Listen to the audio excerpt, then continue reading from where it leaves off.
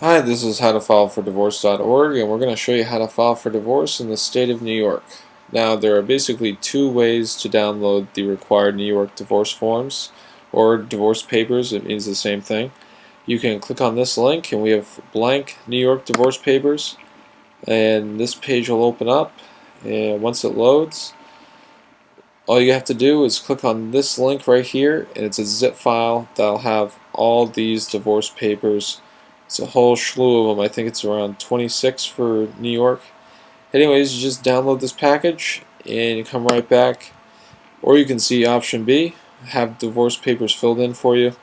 And this is a $299 professional service that's done by a partner of ours, and they guarantee that your divorce papers will be filled in correctly. Now, step 2, the spouse that has decided to file for divorce must complete the following forms and be sure to have them filed with the circuit court clerk's office in the county where you reside. These two forms, summons, verified complaint, which are included in that package.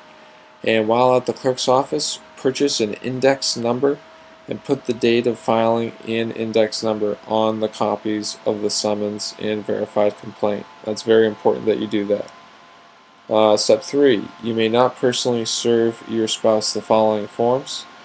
Now, what serve means is it's a little bit of a process, but you're going to need to hire one of these people that is called a process server in New York, and we have a link to a website that has a directory of all the process servers in New York.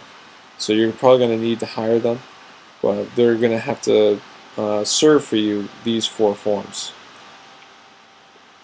So, step 4, you must get the Affidavit of Defendant completed back from your spouse. Now, that's this form that you filed and sent to your spouse. If after 40 days the other spouse does not return a completed Affidavit of Defendant, then you will have to file the Affidavit of Service to the court and serve your spouse again. If you are married in a religious institution, a sworn statement of removal of barriers to remarriage must be included in that. Now you are now eligible to request for a court hearing date where the judge may sign your judgment of divorce without a hearing. You will have to meet with your spouse to negotiate and complete the following forms and file them with the clerk's office. Now this is very important because if you can basically get through completing all these forms and negotiating with your spouse all the assets, the debt, child support, if there's going to be alimony, all that stuff gets sorted out in this step by filing these forms. So especially the separation agreement, this is really where all the financial negotiating is going to be going down. So step 6, you will either hear from the clerk's office after you file these forms stating that your divorce is final and your judgment of divorce will be in the mail signed by the judge, or if you have a court hearing date. A court hearing date is very easy. If you have all these forms all filled out, completed, and bring copies of the forms that you filed up here, it'll just be a 15-minute process where they ask you a few questions, and if the judge has any, and the judge will sign your judgment of divorce.